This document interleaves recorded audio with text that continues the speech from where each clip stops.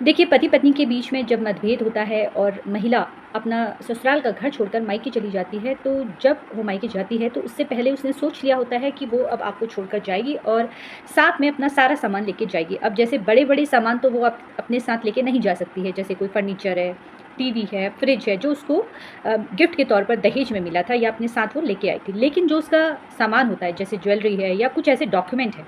वो साथ में लेकर चली जाती है और आपको इस बात की जानकारी भी नहीं होती है। जब महिला मायके पहुंचती है और उसके बाद वो आप पर केस करने की सोचती है और केस करती भी है, तो वो काफ़ी केस कर देती है, तो उसके साथ वो स्त्री धन रखने का भी आपके ऊपर केस कर देती है कि मेरे पास इतना, मेरी जो ज्वेलरी है उसकी वो लिस्ट बनाकर वहाँ पर देती है थाने में और कहती है कि जितना भी मेरी ज्वेलरी है ये सारा मेरे पति ने रखी है या मेरी सास के द्वारा रखी गई है, और मैं जब घर से आई हूँ तो वहाँ पर मैं सिर्फ एक कपड़ा जो मैंने पहना है और अपने बच्चे का थोड़ा बहुत सामान लेकर मैं ससुराल के घर से मायके पहुँच गई हूँ।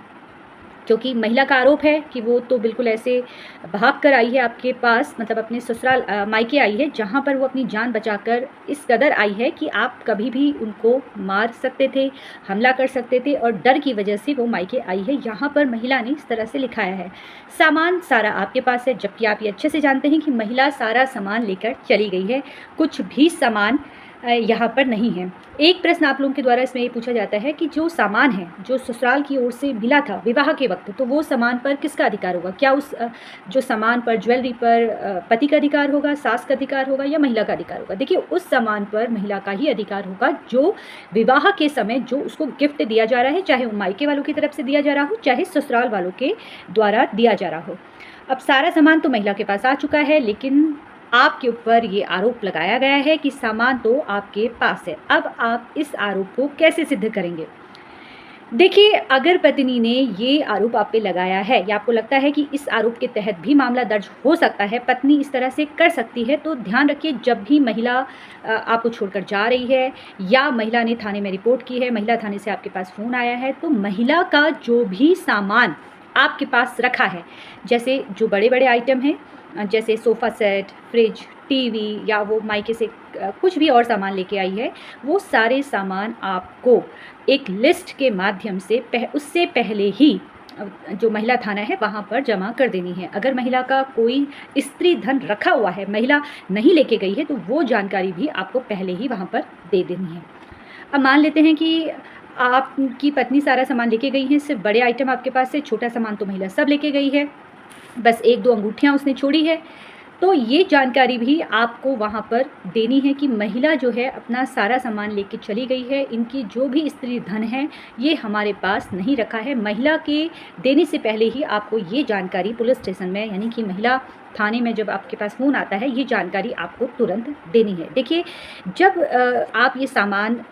की लिस्ट वहाँ पे देते हैं, तो ये मान के चलिए कि जो महिला है वो बाद में इस जो भी उनका सामान है उससे दुगना या तिगुना उस पर ऐड करके ही आपको देने वाली है कि मेरे पास तो इतना सामान था और मेरे पति ने सारी चीज़ें रख ली। लेकिन ध्यान रखिए कि अगर ये बात वहाँ पर निकल के आती है, तो आपको वहाँ पर कहना है, एक तरीके से तो महिला कह देती है कि भाई इन्होंने दहेज की मांग की है, दूसरी तरफ से वो ये बोल देती है साफ कि मेरे पास इतनी जेवर थे, मेरे पिता ने इतने सारे जेवर मुझे विवाह के उपरांत दिए थे, सारा जो सामान है इन्होंने रख लिया। तो इस बात को वहाँ पर आप रखिएगा कि जहाँ पर महिला कह रही है कि पिताजी ने तो बिल्कुल कर्ज लोन लेकर विवाह किया है, तो इसके पिताजी के पास तो इतनी हैसियत नहीं है कि ये इतने लाखों की ज्वेलरी मुझे दे, क्योंकि महिला का जो आरोप है वो झूठा है। अब महिला इतना सारा सामान लेकर आपके घर आई है, तो महिला को आपको बोलना है कि भैया ठीक है, आप इतना सामान लेके आइए, तो दिखाइए, बिल दिखाइए, जहाँ से आपने जेवर बनाया है, जेवर कहीं से ख़रीदा है, तो उसका बिल आप दिखाइए, आप उनको यहाँ पर बुलाइए। तो ये सारी चीज़ें भी आपको वहाँ पर कहनी है। ये जो छोटी-छोटी बातें होती हैं, ये कहीं न कहीं हमारे दिमाग में नहीं रहती है, और फिर ये जब बातें न्यायालय में आ जाती है, तो ये जब न्यायालय में बात आती है तो काफ़ी लंबा गैप हो जाता है। तो अगर हो सके तो ये सारी बातें आपको थाने में, महिला थाने पर ही कहनी है, क्योंकि महिला थाने में भी ये अच्छे से मालूम है कि पत्नियों के द्वारा आजकल झूठे आरोप लगा रहे हैं। तो हो सकता है कि आपका जो मामला है वो वहीं पर ही ख़त्म हो जाए, आपको न्यायालय आने की ज़रूरत ही ना पड़े, और जहाँ पर महिला को लगेगा कि मेरा झूठा पकड़ में आ गया है, तो महिला तुरंत पीछे हट जाएगी और आप उनसे समझौता फिर कर सकते हैं या उनको समझा सकते हैं। देखिए, ये छोटी-छोटी जानकारियाँ काफ़ी महत्वपूर्ण होती हैं। अगर ऐसी स्थिति आपकी भी है तो इस बात का आपको विशेष तौर पर ध्यान रखना है। फिलहाल कानूनी जानकारी प्राप्त करने के लिए आप लोग इसी तरीके से मुझसे जुड़ते रहिए। अगर आपको ये वीडियो पसंद आया हो तो इसको लाइक और कमेंट करना बिल्कुल भी ना भूलें। धन्यवाद।